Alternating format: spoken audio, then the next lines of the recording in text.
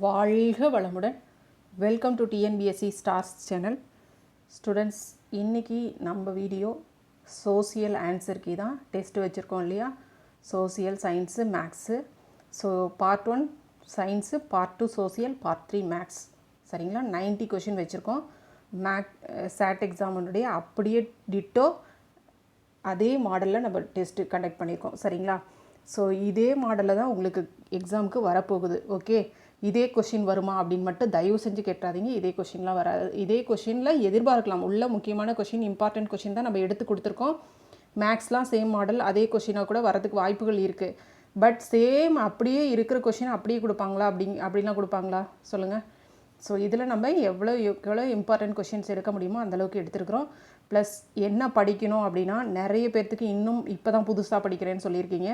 So என்ன படிக்கலாம் அப்படின்னா, இந்த மாதிரி 2019 கொஷின் பேப்பர் நம்ம போட்டிருக்கிறோம். ட்ரஸ்ட்டு எக்ஸாம் கொஷின் பேப்பர் போட்டிருக்கிறோம். ப்ளஸ் புக்குக்குள்ளே இருக்கிற இம்பார்ட்டன்ட் கொஷின் போட்டிருக்கிறோம். புக் பேக் படிக்கணும். ஓகே, ஸோ அதிகமாக இம்பார்ட்டன்ஸ் நீங்கள் கொடுக்க வேண்டியது இந்த மாடல் கொஷின் பேப்பர் எல்லாமே தரவு பண்ணியிருக்கணும். ஓகே, ரிப்பீட்டட் கொஷின் அதிகமாக வரும். ப்ளஸ் நம்ம இப்போ போட்டிருக்கிற கொஷின் பேப்பர் செம்மையாக தரவு பண்ணுங்கள். அண்டு மேக்ஸு நம்மளோடதும் மாடல் கொஷின் பேப்பரும் சூப்பராக பண்ணுங்கள். நம்மளோடது அதிகமாக இன்னும் இம்பார்ட்டன்ஸ் கொடுங்க. ஏன்னா எல்லா மாடலுமே நல்லாவே எடுத்திருக்கோம். அண்டு புக் பேக் தரவாக இருக்கணும். 7th 8th புக் பேக் தரவாக இருக்கணும். ப்ளஸ் 8th புக்குள்ளார இருக்கிறத படிச்சுக்கோங்க. சரிங்களா? புதுசாக படிக்கிறவங்க புக் பேக் மட்டும் படிச்சுக்கோங்க. வேறு வழியே இல்லை, டைம் முடிஞ்சு போச்சு. இனிமேல் புதுசாக படித்து எப்போ படிக்க முடியும்? ஓகே, டைம் இன்னும் 10 நாள் தான் இருக்குது. ஸோ கண்டிப்பாக முடியாது. அதனால் புக் பேக் மட்டுமாவது அட்லீஸ்ட் படித்து வைங்க. புக் பேக்னால் நுணுக்கமாக தரவாக இருக்கணும் புக் பேக். சரியா? புக் பேக் மட்டும்தான் நான் படிக்கிறேன் அப்படின்னா தரவாக இருக்கணும். உள்ள எந்த மாதிரியான வேறு மாதிரி கேட்பாங்க, அதே கொஷினை அப்படியே வரும்லாம் நினச்சிடாதீங்க. புக் பேக்கில் இருக்கிறதையும் வேறு மாதிரி ட்விஸ்ட் வச்சு வேறு மாதிரி கேட்பாங்க. அப்படி கேட்டாலும் நம்மளுக்கு ஆன்சர் தெரிகிற அளவுக்கு தெளிவாக படிக்கணும். அவ்வளோதான், வேறு ஒன்றும் இல்லை. சரியா? ஓகேம்மா. ஓகே, ஒரு சின்ன இன்ஃபர்மேஷன். நம்மளுடைய சப்ஸ்கிரைபர்லாம் இருக்குங்க இல்லையா? ஸோ நம்மளுடைய சப்ஸ்கிரைபருக்கு 8th 7th 8th 9th 10th இவங்களுக்கு மட்டும் நம்ம கோச்சிங் கிளாஸ் எடுக்கலாம் அப்படிங்கிற ஒரு ஐடியா இருக்குது. ஸோ அது யாரெல்லாம் வில்லிங்காக இருக்கிறீங்களோ அவங்களாம் கமெண்ட்டில் சொல்லுங்கள். தனியாக ஜூம் மீட்டிங்லேயோ கூகுள் மீட்லேயோ இந்த மாதிரி எதுலையாவது ஒன்றில் நம்ம இவங்களுக்கு மட்டும் இங்கிலீஷ் மீடியம், தமிழ் மீடியம் 2 பேர்த்துக்குமே எல்லா சப்ஜெக்ட்டுமே ஓகேங்களா, தனித்தனியாக எல்லா சப்ஜெக்ட்டுக்குமே தனித்தனி கிளாஸஸ் இருக்கும். டைமிங் எல்லாமே இருக்கும். ஓகேவா? சாட்டர்டே சண்டே மட்டும் கிளாஸ் கண்டக்ட் பண்ணிக்கலாம். ஸோ இதில் யாரெல்லாம் சேரத்துக்கு விருப்பம் இருக்குதோ அவங்களாம் கமெண்ட்டில் சொல்லுங்கள். ஓகே, உங்கள் ஃப்ரெண்ட்ஸுக்கும் ஷேர் பண்ணுங்கள். ஸோ இது கண்டிப்பாக உங்களுக்கு யூஸ்ஃபுல்லாக இருக்கும். ஓகேங்களா? நீங்கள் டியூஷன் போய் டைம் ஸ்பெண்ட் பண்ணி மற்ற இடங்களுக்கு போய் வர்றது, அலைச்சல், அந்த மாதிரியான விஷயங்களாக இருக்கும். ஸோ அதை எதுவுமே இல்லாமல் நீங்கள் வீட்லேயே இருந்து இதை கற்றுக்கலாம். அதுவும் இல்லாமல் தெளிவான கிளாஸ் கண்டிப்பாக உங்களுக்கு இருக்கும். ஓகே, ஏன்னா நம்ம இப்போ யூடியூப்பில் போடும் பொழுது நம்மளுக்கு நிறைய பேர்த்துக்கு லெசன் நடத்தினா போர் அடிக்குதுங்கிறீங்க, நிறைய பேர் லெசன் வேணுங்கிறீங்க. ஸோ ஒரு சரியான ஃபார்மேட்டில் நம்ம கொண்டு போக முடியல. ஸோ அதனால் இங்கிலீஷ் உங்களுக்கு ஸ்பீக்கிங் நல்லாவும் பேச முடியும், ஃப்ளூயண்ட் இருக்கும். ப்ளஸ் இங்கிலீஷ் லெசன் தெளிவாக கற்றுப்பீங்க, கிராமரோடு கற்றுக்குவீங்க. அதே மாதிரி சோசியல் எந்த இது எடுத்தாலும், சயின்ஸு எதுவாக இருந்தாலும், மேக்ஸு எதுவாக இருந்தாலுமே உங்களுக்கு கிளியரான ஒரு அந்த லெசனை பற்றின ஒரு கிளியர் இது உங்களுக்கு கிடச்சிரும். ஓகேவா? ஸோ அதனால் 8th 7th 8th 9th 10th யார் வேணாலும் சேரலாம். சரிங்களா? உங்களுக்கு எந்தெந்த சப்ஜெக்டில் வில்லிங் இருக்குது சேரணும் அப்படிங்கிற ஆசைப்படுறவங்க கீழே கமெண்ட்டில் சொல்லுங்கள். எடுக்கலாமா அப்படிங்கிற ஒரு ஐடியா, உங்களோட ஐடியாவும் எங்களுக்கு சொல்லுங்கள். ஸோ அதுபடி நடக்கலாம். ஓகே, ரைட்மா. கொஷின் பார்க்கலாம். ஃபஸ்ட்டு கொஷின் பாருங்கள். பிற்கால சோழர்கள் பற்றி கீழ்காணும் கூற்றுகளில் எவை சரியானவை? அவர்கள் ஒரு உள்ளாட்சித்துறை தன்னாட்சி அமைப்பை கொண்டிருந்தனர். அவர்கள் வலுவான கப்பற்படையை கொண்டிருந்தனர். அவர்கள் பௌத்தத்தை பின்பற்றினர். அவர்கள் பெரிய கோவில்களை கட்டினர். இதில் ஆன்சர் என்ன அப்படின்னு பார்த்தீங்கன்னா இதுதான். சரிங்களா? அவங்க பௌத்தத்தையெல்லாம் பின்பற்றல. சரியா? இதில் அவங்க சோழர்களுடைய இது என்ன அப்படின்னு பார்த்தோம்னா உள்ளாட்சித்துறை தன்னாட்சி அமைப்பை வச்சுருந்தாங்க. அதுதான் நம்ம இன்றைக்கி நம்மளுடைய ஸ்டேட் நம்ம இதில் பின்பற்றிகிட்டு இருக்கோம். நம்மளுடைய அரசியல் இதில் சோழர்களுடைய அரசாட்சி முறையை நம்ம பின்பற்றிகிட்டு இருக்கோம். சரியா? அவங்கக்கிட்ட வலுவான கப்பற்படை இருந்துச்சு, அவங்க பெரிய கோயில்களையெல்லாம் கட்டினாங்க. ஸோ ஆன்சர் நம்மளுக்கு என்னதுங்க? 3rd option. ஓகே, அடுத்து பாருங்கள். இங்கிலீஷ்லேயே பாருங்கள் அதே question. Which of the following statement about later Cholas are correct? They had a system of local self government. They maintain a strong navy. They were the followers of Buddhism கிடையாது. அவங்க Buddhism follow பண்ணல. They built big temples. So answer நம்மளுக்கு என்னதுங்க?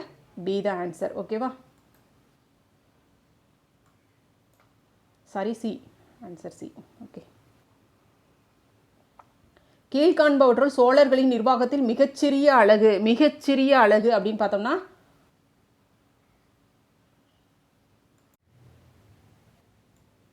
இதுக்கான answer ஊர்.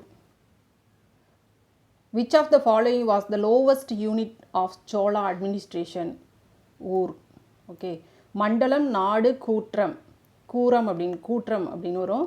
கூரம், சரியா? மண்டலம், நாடு, கூரம். இது வந்து மண்டலம்னா பெரிய இடம். நம்ம இப்போ இருக்கக்கூடிய நம்மளுடைய டிஸ்ட்ரிக்ட் மாதிரி, சரிங்களா? அதாவது தமிழ்நாட்டுக்குள்ளார இருக்கக்கூடிய ஒவ்வொரு டிஸ்ட்ரிக்ட் மாதிரி. இது வந்து ஒரு நகராட்சி மாதிரி. அந்த நகராட்சிக்குள்ளார இருக்கக்கூடிய அந்த சிற்றூர், அதுதான் யூனிட். சின்ன பிளேஸ் அப்படின்னா ஊர் தான் சொல்லணும்.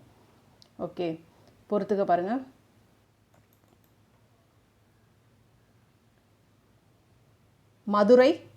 மதுரைனாவே நம்மளுக்கு தெரியும். மதுரைனா பாண்டியர்களின் தலைநகர். ஓகே, இதுக்கு வந்து option C.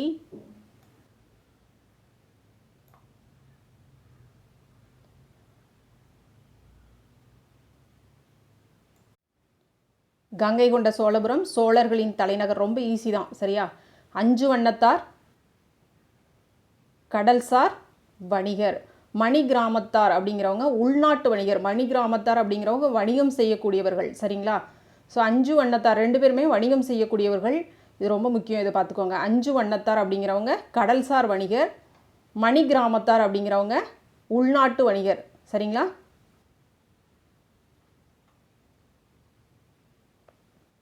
Madurai capital of Pandyas. Gangaikonda Cholapuram capital of Cholas.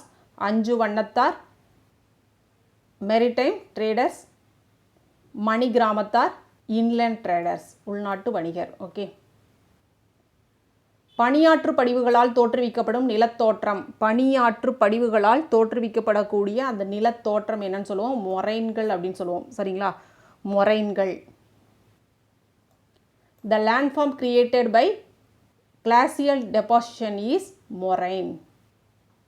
அரசியல் கட்சிகளை அங்கீகரிக்கக்கூடிய அந்த அமைப்பு தேர்தல் ஆணையம் தான் அங்கீகரிக்கும். இந்த கட்சி இதை போட்டியிடலாம், இந்த கட்சிக்கு எந்த மாதிரியான சின்னம் ஒதுக்கப்பட்டிருக்கிறது, இது ஓகே அப்படின்னு சொல்லக்கூடிய அந்த அதிகாரத்தை பெற்றிருக்கக்கூடிய அந்த அமைப்பு எது அப்படின்னு பார்த்தோம்னா தேர்தல் ஆணையம் தான்.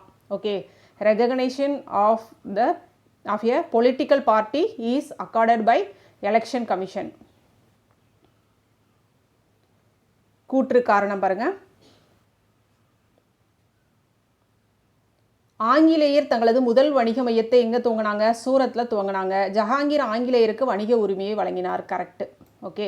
காரணம் கூற்றிற்கான சரியான விளக்கம் தான், சரியா? ஏன்னா ஃபஸ்ட்டு இங்கே வந்து தொழில் அதாவது ஆங்கிலேயர்கள் இங்கே வந்தப்போ யார் அனுமதி கொடுத்தது அப்படின்னு பார்த்தோம்னா ஜஹாங்கீர் தான் சூரத்தில் வணிக மையம் நிறுவனத்துக்கு அனுமதி கொடுத்தது. Okay. The British established their first factory at Surat. Jahangir granted trading rights to the English. Okay. சாம்பாஜியின் தினசரி வாழ்க்கையில் ஆதிக்கம் செலுத்திய அவருடைய குரு. சிவாஜி அவருடைய தினசரி வாழ்க்கையில் ஆதிக்கம் செலுத்திய குரு யாருன்னு பார்த்தோம்னா Dadaji Kondadev. Okay. Name the family priest of Sambhaji who influenced him in his day-to-day administration. Dadaji Kondadev. மிகப்பெரிய சூரிய ஆற்றல் திட்டம் இந்தியாவில் எங்கு அமைந்துள்ளது? மிகப்பெரிய சூரிய ஆற்றல் திட்டம் இந்தியாவில் இருக்கக்கூடிய இடம் கமுதி. இந்தியாவில். ஓகே. இந்தியாவில் அப்படின்னா கமுதின்னு சொல்லலாம். இதுவே நம்மளுடைய தமிழ்நாட்டில் அப்படின்னு சொன்னோம்னா முப்பந்தல், ஆரல்வாய் மொழி, இதெல்லாம் இங்கே தமிழ்நாட்டில் இருக்கக்கூடிய மிகப்பெரிய சூரிய ஆற்றல் திட்டம். Where is the largest solar power project situated in India? Kamuthi. பின்வருவனவற்றுள் இந்தியாவில் இல்லாத பறவைகள் சரணாலயம் எது அப்படின்னு பார்த்தோம்னா மத்திய பிரதேசத்தில் உள்ள கன்கா சரணாலயம் தான் இந்தியாவில் இல்லாத சரணாலயம். இந்தியாவில் இல்லாதது. ஓகே. ஸோ குஜராத்தில் நல் சரோவர் நம்மளுக்கு இருக்கக்கூடியது நம்மளுக்கு தெரிஞ்சிருக்கணும். ஓகே, தமிழ்நாட்டில் கூந்தன் குளம் இருக்குது, ராஜஸ்தானில் பாரத்பூர். ஓகே, ஸோ இல்லாதது அப்படின்னு பார்த்தோம்னா மத்திய பிரதேசத்தினுடைய கன்கா அப்படிங்கிறது தான். Okay, which of the following is not a bird sanctuary in India?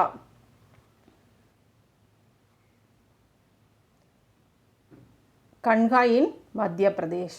Okay, so இது எல்லாமே பார்த்துக்கணும், எங்கெங்கே இருக்குது அப்படிங்கிறது நம்மளுக்கு தெரிஞ்சிருக்கணும்.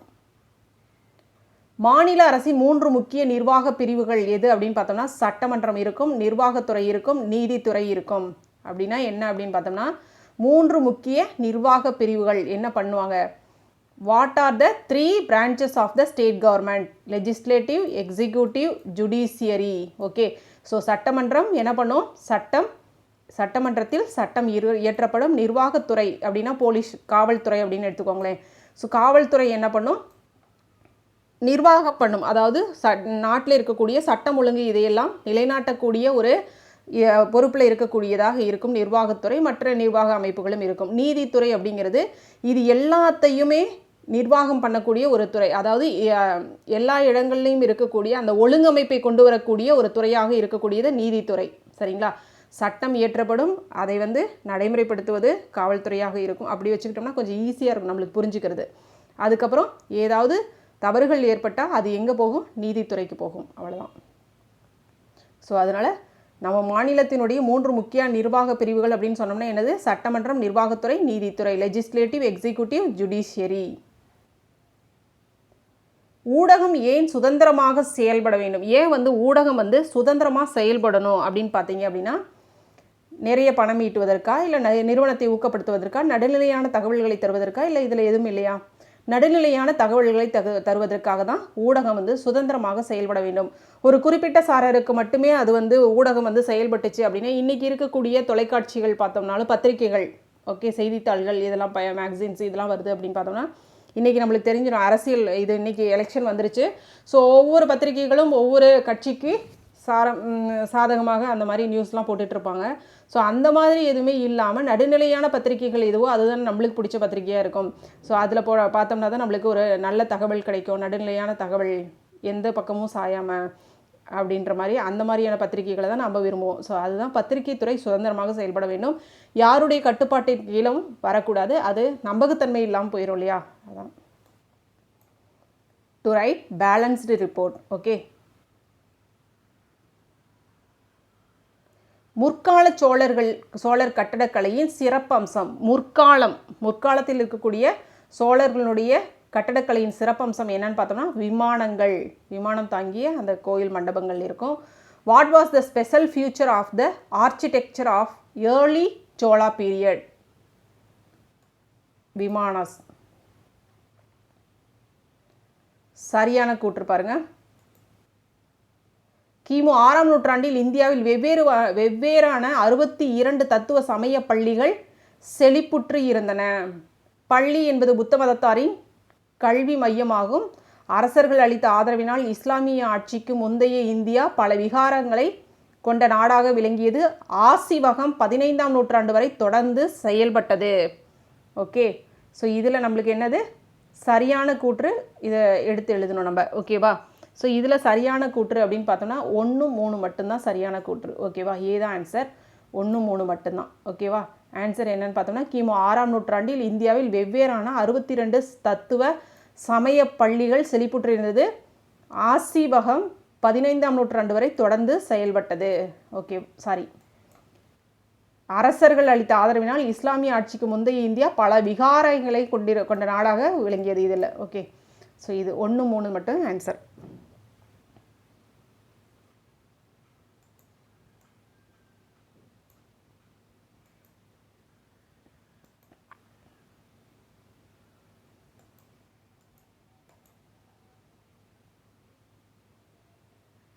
During the 6th century BC, as many as 62 religious schools flourished in India.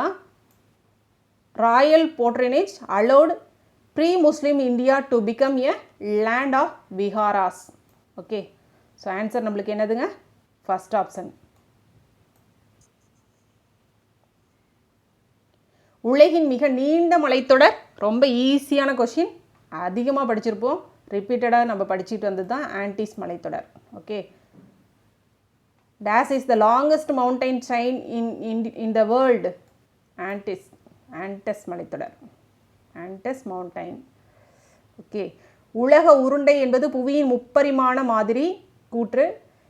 இதனை இது கையாள்வதற்கும் எடுத்து செல்வதற்கும் எளிது. சுருட்டியோ அல்லது மடித்தோ கையில் எடுத்து செல்வதற்கும் எளிதாக இருக்கக்கூடியதாக இது இருக்குது. கூற்று சரி, ஆனால் காரணம் அப்படிங்கிறது ரீசன் சொன்னது தவறு. உலக உருண்டை என்பது புவியின் முப்பரிமாண மாதிரி. இது எதுக்கு சொல்கிறாங்க? இதுக்காகவா நம்ம இந்த மாதிரி முப்பரிமாண மாதிரி அப்படின்னு சொல்லப்பட்ட அந்த கூற்று தவறு இல்லையா? So answer 1. Globe is the 3-dimensional model of the earth. It is easy to handle and to carry as it can be rolled up or folded. So first option statement wrong. Statement 2 வந்து wrong. Statement 1 is correct.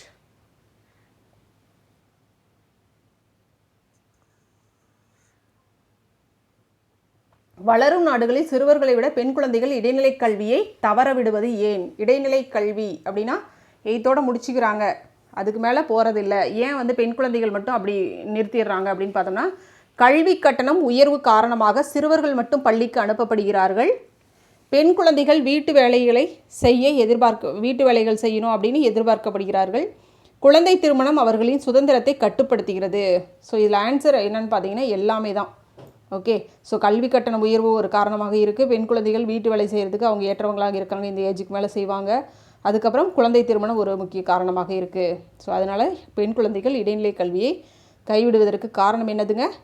இதுதான். எந்த நாடுகளில்? வளரும் நாடுகள், India போன்ற வளரும் நாடுகளில். Why are girls more likely than boys to miss out on secondary education in the developing world? Because of high school fees. Only boys are sent to school. Girls are expected to help out at home. Child marriage restricts girls' mobility and freedom. இதில் எல்லாமே தான் நம்மளுக்கு answer D option. பின்வருவனவற்றுள் எது மறைமுக வரி அல்ல அப்படிங்கிறாங்க. மறைமுக வரி அல்ல அப்படிங்கிறது எது அப்படின்னு பார்த்தோம்னா, சொத்து வரி தான் மறைமுக வரி கிடையாது. ஓகே, சொத்து வரி அப்படிங்கிறது நம்ம நேரடியாக செலுத்துகிறோம் இல்லையா?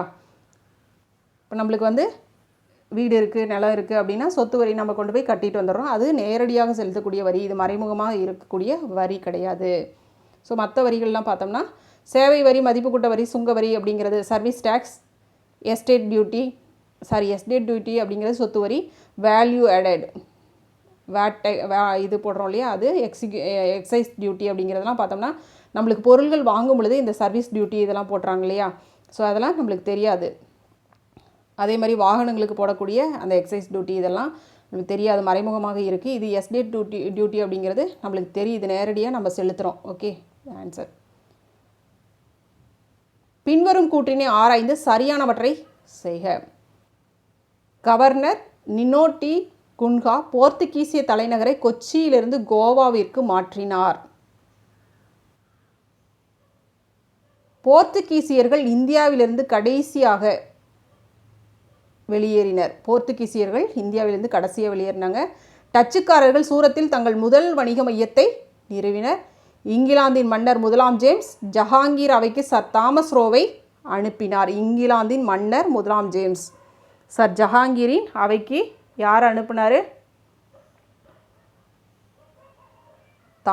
சர் தாமஸ் ரோவை அனுப்பினார். ஓகே, ஆன்சர் என்னன்னு பார்த்தோம்னா நம்மளுக்கு வந்து டி தான். Okay, so 3 correct. டச்சுக்காரர்கள் சூரத்தில் வணிக மையத்தை நிறுவனாங்களா? யாரும் நிறுவனதுங்க? பிரிட்டிஷ் தானே நிறுவனாங்க. ஆங்கிலேயர்கள் தான் சூரத்தில் வணிக மையத்தை யாருடைய ஆட்சி கால இதில் நிறுவனாங்க? ஜஹாங்கீர் அவருடைய அனுமதியின் பேரில் தானே இங்கே சூரத்தில் நிறுவனாங்க. ஸோ இது ராங். ஓகே, மற்றதெல்லாம் correct.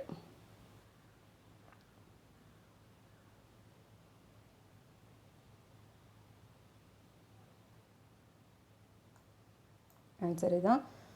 Governor Nuno da Cunha moved Portuguese capital from Cochin to Goa. Portuguese were the last to leave from India. Sir Thomas Roe was sent to Jahangir's court by King James I of England. So இதில் வந்து touch வராது, யார்? British வருவாங்க. Okay, the British founded their first factory at Surat. Next பாருங்கள், பர்தோலி சத்தியாகிரகம் யாருடைய தலைமையில் நடத்தப்பட்டது அப்படின்னு பார்த்தோம்னா யாருங்க? சர்தார் வல்லபாய் பட்டேல். ஓகே, ஸோ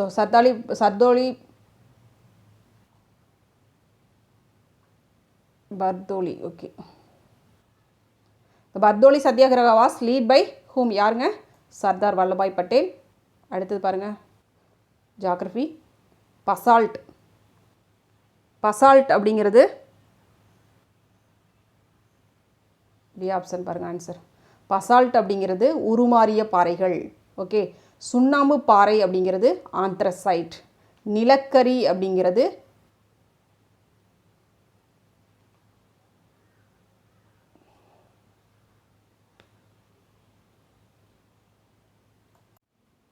இதுக்கான ஆன்சர் ஏ. ஓகேங்களா, ஸோ இதில் பாருங்கள் 2 ஆப்ஷன் ஒரே மாதிரி கொடுத்துருக்காங்க. நீங்கள் 2 ஆப்ஷன் இந்த மாதிரி ஒரே மாதிரி கொடுத்துட்டா, இந்த மாதிரி கொடுத்துருக்கோம் இல்லையா, இது உங்களுக்கு தெரியணுங்கிறதுக்காக தான் இப்படி ஒரு ஆப்ஷன் நான் வச்சுருக்கேன். எப்படி அப்படின்னா, இது வந்து ஃபஸ்ட் ஆப்ஷன் தான் நீங்கள் எடுத்துக்கணும். ஓகேவா, இந்த ஆப்ஷன் இதில் பார்த்தீங்கன்னா 2 4 1 3 அப்படின்ட்டுருக்கு. ஸோ இதில் செகண்ட் ஆப்ஷன் போடக்கூடாது, ஃபஸ்ட் ஆப்ஷன் வச்சுட்டிங்கன்னா இதை உங்களுக்கு மார்க்கு சரியா. ஸோ இந்த மாதிரி 2 ஆப்ஷன் ஒரே மாதிரி வரதுக்கு வாய்ப்புகள் நிறையவே இருக்குது. ஓகே, ஸோ பசால்ட் அப்படிங்கிறது வெளிப்புற தீப்பாறைகள், சுண்ணாம்பு பாறை அப்படிங்கிறது படிவு பாறைகள், நிலக்கரி அப்படிங்கிறது ஆந்த்ரசைட், ஜெனிஸ் அப்படிங்கிறது உருமாறிய பாறைகள். ஓகேங்களா, ஸோ இதில் பார்த்தீங்க அப்படின்னா உங்களுக்கு வந்து இதில் தெரியும் இதில் வந்து உருமாறிய பாறைகள் ரெண்டுமே தீப்பாறையிலிருந்து உருமாறிய பாறைகள் தான். இயக்க உருமாற்றத்தினால் சரிங்களா, வெப்ப உருமாற்றத்தினால், இயக்க உருமாற்றத்தினால் நைஸ் இந்த பாறை உருவாகுது, வெப்ப உருமாற்றத்தினால் கருங்கல் பசால்ட் அப்படிங்கிற இந்த பாறை உருவாகுது. சரிங்களா, ஸ்லேட் ராக் அப்படின்னு சொல்லக்கூடிய இந்த பாறை உருவாகுது. இதில் தான் நம்ம கன்ஃபியூஸ் ஆகும், இது கொஞ்சம் பார்த்துக்குங்க. சரிங்களா, அதுதான் இந்த பசால்ட் அப்படிங்கிறது என்னதுங்க? அந்த தீப்பாறைகள்லேருந்து உருவாகக்கூடிய இது தான். சரிங்களா, ஸோ அதனால தான் இந்த ஆன்சர் நம்ம எடுக்கிறோம். இது நிறைய பேருக்கு கன்ஃபியூஸ் ஆகும், அதனால கொஞ்சம் பார்த்துக்கோங்க. ஓகே, ஜெனிஸ் அப்படிங்கிறது உருமாறிய பாறைகள். இது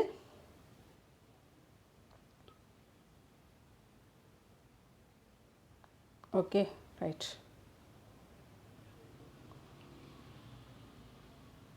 பாருங்கள் answer first one. Okay, basalt அப்படிங்கிறது என்னதுங்க? Extrusive igneous rock. Okay, limestone அப்படிங்கிறது செடிமெண்டரி ராக், கோல் அப்படிங்கிறது ஆந்த்ரசைட், ஜீனியஸ் அப்படிங்கிறது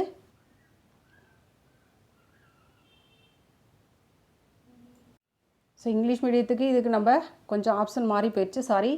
இதில் வந்து இந்த ஆப்ஷன் தான் வரும். ஓகேங்களா, கொஞ்சம் அந்த பிரிண்டிங் மிஸ்டேக் இது பண்ணும்போது நம்ம கொஞ்சம் அவசரமாக எடுத்தோம் இல்லையா, அதனால். ஓகே, ஸோ இதில் பார்த்தீங்க அப்படின்னா இந்த மாதிரி கொடுத்துருக்கும் பொழுது நம்மளுக்கு 2 ஒரே மாதிரி வந்துச்சு அப்படின்னா நீங்கள் ஃபஸ்ட் ஆப்ஷன் எடுத்துக்கோங்க. ஓகே, ஆனால் எப்பயுமே தமிழ் மீடியம் இங்கிலீஷ் மீடியம் ரெண்டுக்கும் ஒரே ஆப்ஷன் தான் இருக்கும். சரிங்களா, ஸோ இது கொஞ்சம் பிரிண்டிங் மிஸ்டேக் ஆயிடுச்சு.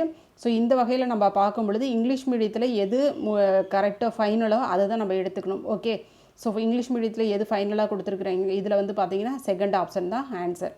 ஓகே, வெரி சாரி, இதை கன்ஃபியூஸ் பண்ணிக்காதீங்க. ஸோ இதில் வந்து நம்ம ஆப்ஷன் இப்படியே வச்சுக்கலாம். ஓகே, ஸோ இதுக்கு மட்டும் இதுக்கு மட்டும் இப்படி எடுத்துக்கோங்க. ஓகே, தமிழ் மீடியத்துக்கு பார்த்தீங்க அப்படின்னா ஆப்ஷன் ஏ, இங்கிலீஷ் மீடியத்தில் இதில் பார்த்தீங்க அப்படின்னா பி. வெரி சாரி, இனிமேல் இந்த தப்பு நடக்காது. ஓகே, ஆன்சர் இதுக்கு பி. ஓகே, பசால்ட் அப்படிங்கிறது என்னதுங்க? எக்ஸ்ட்ரூசிவ் இக்னியஸ், லைம்ஸ்டோன் அப்படிங்கிறது செடிமெண்டரி ராக், கோல் அப்படிங்கிறது ஆந்த்ரசைட், ஜீனியஸ் அப்படிங்கிறது என்னதுங்க? Gneiss, metamorphic rock. Okay, metamorphic rock. புவியின் வளிமண்டலம் நைட்ரஜன் மற்றும் ஆக்சிஜனின் அளவு எவ்வளோ ஆக்சிஜன் எவ்வளோ நைட்ரஜன் இருக்குது அப்படின்னு பார்த்தோம்னா நைட்ரஜனின் அளவு 78%, 21% oxygen. Okay, the earth atmosphere contains about percentage of nitrogen and oxygen. Okay, நீர் ஆவியாதல் என்பது என்ன அப்படின்னு பார்த்தோம்னா ஆன்சர் நம்மளுக்கு செகண்டும் 3யும் தான். ஓகேவா, நீராவியாக மாறும் செயலாக்கம் தான் நீராவியாதல் அப்படின்னு சொல்கிறோம்.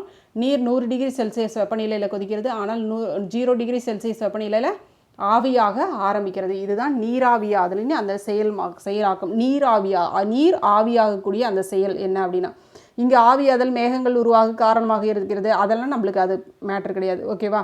ஸோ நம்மளுக்கு ஆப்ஷன் செகண்ட் அண்ட் தேர்டு தான் option. Okay. Evaporation refers to, evaporation எதை ரெஃபர் பண்ணுது அப்படின்னு பார்த்தோம்னா என்னதுங்க, it refers to the process in which the liquid form of water changes into gaseous form. Water boils at 100 degree temperature but it actually begins to evaporate at 0 degree Celsius. Okay. So answer நம்மளுக்கு என்னதுங்க, second and third தான். வரலாற்றுக்கு முந்தைய காலத்தில் நகரமயமாதலுக்கு முக்கியமான காரணமாக இருந்தது அப்படின்னு பார்த்தோம்னா மீன் பிடித்தல். வரலாற்றுக்கு முந்தைய காலத்தில். ஓகே. வரலாற்றுக்கு அப்புறம் நகரமயமாதல் அப்படின்னா பல்வேறு இதெல்லாம் இருக்குது, ரீசன்ஸ்லாம் நிறைய இருக்குது. ஆனால் வரலாற்றுக்கு முந்தைய காலம் அப்படின்னு பார்த்தோன்னா ஃபிஷிங் தான். The main reason for the development of urbanisation in prehistoric period fishing. Okay. ஏன்னா மற்றதெல்லாம் பார்த்தோம்னா food grains production of food கிரைன்ஸ்னால் அது நம்மளுக்கு இங்கே இதில் பண்ண முடியாது, நகரம் பண்ண முடியாது. ஸோ அதே மாதிரி இது கேட்டில் அந்த இதெல்லாம் ஆடு மாடுகள் இதெல்லாம் வைக்கும் பொழுது நம்மளுக்கு வந்து அதுவும் நகரங்களில் பண்ண முடியாது. சரியா? ஸோ அதுதான் ஃபிஷிங் அப்படின்னா கடலோரங்களில் பண்ணக்கூடியது. அங்கே என்ன பண்ணும், இம்போர்ட் எக்ஸ்போர்ட்லாம் நடக்கும். ஸோ அதுதான் சொல்கிறாங்க. உயர்நீதிமன்ற நீதிபதிகளை நியமிப்பதில் பங்கு பெறாதவர் யார் அப்படின்னு பார்த்தோம்னா முதலமைச்சர். மற்றவங்க எல்லாருமே பங்கு பெறுவாங்க. ஆளுநர், உயர்நீதிமன்ற தலைமை நீதிபதி, குடியரசுத் தலைவர், இவங்க எல்லாருமே கலந்து ஆலோசித்து தான் உயர்நீதிமன்ற நீதிபதியை நியமிப்பாங்க. உயர்நீதிமன்ற நீதிபதினா யார் அப்படின்னு பார்த்தோம்னா இங்கே நம்மளுக்குள்ள இங்கே இருக்கக்கூடிய மாநிலத்தில் இருக்கக்கூடிய தலைமை நீதிபதி. ஓகே. ஸோ உச்ச நீதிமன்றம் அப்படின்னா நாட்டுக்கே உச்ச நீதிமன்றம், அது நாடு சார்ந்தது. உயர்நீதிமன்றம் அப்படின்னா ஒவ்வொரு மாநிலங்களுக்கும் இருக்கக்கூடிய நீதிமன்றம், தலைமை நீதிமன்றம். ஓகே. அதுதான் உயர் நீதிமன்றம் சொல்லுவோம். Who does not participate in the appointment of the high court அப்படின்னு பார்த்தோன்னா சீஃப் மினிஸ்டர். சமய சார்பின்மை என்பது என்னங்க, எந்த சமயத்தை சார்ந்த குடிமகனும் சகிப்புத்தன்மையுடனும் அமைதியாகவும் இணக்கமாகவும் வாழ்ந்ததுனா சமய சார்பின்மை அப்படிங்கிறது. ஓகேவா? ஸோ இதில் பார்த்தோம்னா ஆப்ஷன் இப்படி விளக்கலாம். அரசு அனைத்து சமயத்திற்கும் எதிரானதா? கிடையாது இல்லையா? அரசு ஒரே ஒரு சமயத்தை மட்டுமா ஏற்றுக்கொள்ளுது? அப்படியும் கிடையாது. சரியா? ஸோ எல்லா சமயத்தையுமே சார்ந்ததாக இருக்குது. அதுதான் எந்த சமயத்தை சார்ந்த குடிமகனும் சகிப்புத்தன்மையுடனும் அமைதியாகவும் இணக்கமாகவும் இருக்கணும். நீ எந்த சமயத்தை வேணாலும் சார்ந்துரு, ஆனால் மற்றவங்களோட நீ இணக்கமாக இரு, அவ்வளோதான். நான் முஸ்லீம், ஆனால் நான் முஸ்லீம் கூட மட்டும்தான் பேசுவேன், அவங்களுக்கு மட்டும்தான் என்னுடைய பொருள்களை சேல்ஸ் பண்ணுவேன் அப்படின்னா வாழ முடியுமா? அதுதான். Secularism means an attitude to tolerance and peaceful coexistence on the part of citizen belonging any religion. அரசியலமைப்பின் பிரிவு 28 எந்த வகையான கல்வியை அரசு உதவி பெறும் கல்வி நிறுவனங்களில் தடை செய்துள்ளது அப்படின்னு பார்த்தோம்னா சமய போதனைகள் நடத்தக்கூடிய சமய போதனைகள் ஒரு குறிப்பிட்ட மதத்தை மட்டுமே வச்சு அங்கே ஸ்கூல் நடத்துகிறாங்க அப்படின்னா அந்த மாதிரியான இதை தடை செஞ்சுருக்கு. எந்த பிரிவு? பிரிவு 28, article 28. According to Article 28,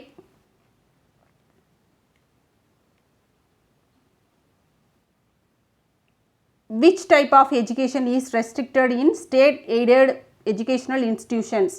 Religious instruction. Religious instruction ஏதாவது கொடுக்குற மாதிரியான அந்த மாதிரியான கல்விகள்லாம் அரசு வந்து தடை பண்ணுது அப்படின்னு சொல்லக்கூடிய ஆர்டிக்கல் என்னன்னு பார்த்தோம்னா ஆர்டிக்கல் 28. அது ரொம்ப முக்கியம். ஆர்டிக்கல் என்னன்னு தெரிஞ்சிருக்கணும் நம்மளுக்கு. தேசிய மனித உரிமைகள் ஆணையத்தின் தலைவராக நியமிக்கப்படுபவர் யாருன்னு பார்த்தோம்னா குடியரசுத் தலைவரால் நியமிக்கப்படும் ஏதேனும் ஒருவர் தான். குடியரசுத் தலைவர் தான் இவங்க நியமிப்பாங்க. அது ஒரு முக்கியமான விஷயம். Who can be appointed as the chairperson of the National Human Rights Commission? Any person appointed by the president. APS என்பதனுடைய விரிவாக்கம் என்ன அப்படின்னு பார்த்தோம்னா ஆன்டி லாக் பிரேக்கிங் சிஸ்டம், பூட்டுதல் இல்லா நிறுத்தும் அமைப்பு. ஓகே. இதெல்லாம் நம்ம கொஸ்டின் அங்கே உள்ளே கொடுத்துருப்போம், படிச்சிருப்பீங்கன்னு நினைக்கிறேன். எக்ஸ்பெண்ட் ஏபிஎஸ் அப்படின்னா என்னதுங்க? ABS anti locking brake system. Anti locking brake system. Nalanda பல்கலைக்கழகம் கிபி 5ஆம் நூற்றாண்டில் தோற்றுவிக்கப்பட்டது. பண்டைய இந்தியாவில் மாணவர்களை தேர்ந்தெடுப்பது முதல் அவர்களின் பாடத்திட்டத்தினை வடிவமைப்பது வரை அனைத்து அம்சங்களிலும் ஆசிரியர்கள் முழுமையான சுயாட்சி கொண்டிருந்தனர். பண்டைய காலத்தில் ஆசிரியர்கள் கணக்காயர் என்று அழைக்கப்பட்டனர். சோழர்கள் காலத்தில் புகழ்பெற்ற கல்லூரியாக காந்தலூர் சாலை இருந்தது. இதெல்லாம் உங்களுக்கு எலாபரேட்டாக நம்ம உள்ளேயே எந்த மாதிரி ஆன்சர் என்னன்னு நம்ம சொல்லியிருக்கிறோம். இது என்ன வரும்? Option D, first second third தான் ஆன்சர். இதில் வந்து சோழர்கள் காலத்தில் புகழ்பெற்ற கல்லூரியாக இந்த காந்தலூர் சாலை இருந்துச்சு? இல்லை, பாண்டியர்களுடைய காலத்தில். சரிங்களா? யாருடைய காலம்? பாண்டியர்களுடைய காலத்தில் தான் இது வந்து புகழ்பெற்றதாக இருந்தது. The Nalanda University was founded in 5th century CE. In ancient India, teachers had complete autonomy in all aspects from selection of students to designing their syllabi. அதாவது டீச்சர்ஸ் தான் அவங்களுக்கு வந்து மாணவர்கள் வந்து சிலபஸ் எல்லாமே கொடுக்கறது. இந்த மாணவர்கள் இதை படித்தா இவங்களுக்கு ஓகே அப்படின்னு சொல்லிட்டு அவங்களுடைய திறமையின் அடிப்படையில் அவர்களுக்கு டீச்சர்ஸ் தான் இதை நீ படி அப்படிங்கிற அந்த இதை பண்ணாங்க. In ancient times, the teachers was called கணக்காயர். டீச்சர்ஸ் வந்து என்னென்னு அழைக்கப்பட்டாங்க? கணக்காயர்னு அழைக்கப்பட்டாங்க. The famous college during the என்ன பீரியட்? பாண்டியஸ் பீரியடில் தான் இந்த மாதிரி காந்தலூர் சாலை இருந்துச்சு. ஓகே, ஸோ ஆன்சர் நம்மளுக்கு 4th ஆப்ஷன். இந்தியாவின் முதல் 3 ஐந்தாண்டு திட்டங்களின் நோக்கமாக இருந்தது எது அப்படின்னு பார்த்தோம்னா, வலுவான தொழில்துறை தளத்தை உருவாக்குதல் தான். இங்கே வந்து மக்கள் தொகை வளர்ச்சியை கட்டுப்படுத்துறது, எழுத்தறிவின்மையை குறைத்துக்கிறது, பெண்களுக்கு அதிகாரம் அளித்தல், இந்த மாதிரியெல்லாம் வருமா? ஸோ நம்மளுக்கு பெண்களுக்கு அதிகாரம் அளித்தல் அப்படின்னா நம்ம இன்னுமே வந்து இப்போ தான் நம்ம யோசிச்சுட்ருக்கோம். Okay, right. இதில் வந்து வலுவான தொழில்துறை தளத்தை உருவாக்குறது தான் முதல் 3 ஐந்தாண்டு திட்டங்களின் நோக்கமாக இருந்தது. 4வது ஐந்தாண்டு திட்ட காலத்தில் தான் என்ன ஆச்சு அப்படின்னு பார்த்தோம்னா, இங்கே வேளாண்மை சார்ந்த, அதாவது உணவுப் பொருள்கள் சரியாக வேளாண்மை தொழில் நலிவடைய ஆரம்பிச்சிச்சு. வேளாண்மை கண்டுக்காமையே விட்டுட்டாங்க. ஸோ அதுக்கப்புறம் தான் பசுமை புரட்சி அப்படின்னு ஒன்று கொண்டு வந்து வேளாண்மையை இன்னும் வந்து இன்னும் மேம்படுத்தணும். ஏன்னா இங்கே நம்மளுடைய இந்தியா அப்படின்னு பார்த்தோம்னா வேளாண்மை சார்ந்த நாடு தான். வேளாண்மையில் தான் முக்கியமாக அதிகபட்சம் நம்மளுடைய வருமானம், அதாவது நம்மளுடைய தொழில் எல்லாமே வந்து அதிகபட்சமாக பார்த்தோம்னா வேளாண்மை சார்ந்தவர்கள் தான் இங்கே வாழக்கூடியவர்களாக இருக்காங்க. ஸோ அவர்களுடைய வாழ்க்கை தரத்தையும் மேம்படுத்தணும். ஏன்னா எல்லாமே வறுமை நிலைக்கு போயிட்டாங்க. மேம்படுத்தப்பட்ட மக்கள் மட்டும் நல்லா இருந்தாங்க, அதாவது மேல்தட்டு மக்கள் தொழில்துறையில் இருந்தவங்க மட்டும் நல்லா இருந்தாங்க. ஆனால் வேளாண்மை சார்ந்தவர்கள் எல்லாமே நலிவுற ஆரம்பிச்சிருச்சு, வேளாண்மை தொழிலும் நலிவுற ஆரம்பிச்சிருச்சு. அதனால தான் என்ன பண்ணாங்க அப்படின்னு பார்த்தோம்னா, பசுமை புரட்சி அப்படின்னு ஒன்று கொண்டு வந்து வேளாண்மை துறையிலையும் ஒரு பெரிய மாற்றத்தை கொண்டு வரணும் அப்படின்னு சொல்லி 4வது ஐந்தாண்டு திட்ட காலத்தில் தான் கொண்டு வந்தாங்க. ஓகே, ஸோ அதுதான் என்ன சொல்கிறாங்க, what was the aim of first 3 5-year plan of India to build a strong industrial base. Okay, so தொழில்துறை ஏன் வந்து முன்னேற்றணும் அப்படின்னு கொண்டு வந்தாங்கன்னா, நாட்டினுடைய பொருளாதாரம் மேம்பாடு அடையணும். ஒரு தொழில்துறை ஸ்ட்ராங்காக இருந்துச்சுன்னா இன்னும் பொருளாதாரம் பார்த்திங்கன்னா அதிக அளவில் பொருளீட்டக்கூடிய ஒரு துறை அப்படின்னு பார்த்தோம்னா தொழில்துறை தானே. அதனால தான் இன்றைக்கி அதிகம் தொழில்துறையை ஊக்குவிச்சுட்டு இருக்கிறதுக்கு காரணம் அதுதான். Okay, right. உங்களுக்கு இந்த 30 கொஸ்டினுக்கும் ஆன்சர் கொடுத்தாச்சு. ஸோ உங்களுக்கு ரொம்பவே யூஸ்ஃபுல்லாக இருக்கும்னு நினைக்கிறேன். எல்லாமே இம்பார்ட்டன்ட் கொஷின்ஸ் தான். ஓகே, இதில் எதிர்பார்க்கலாம். ஸோ எல்லா கொஸ்டினும் தெளிவாக படிச்சுக்கோங்க. ரைட், ஓகேம்மா, ஆல் தி பெஸ்ட். தேங்க்யூ.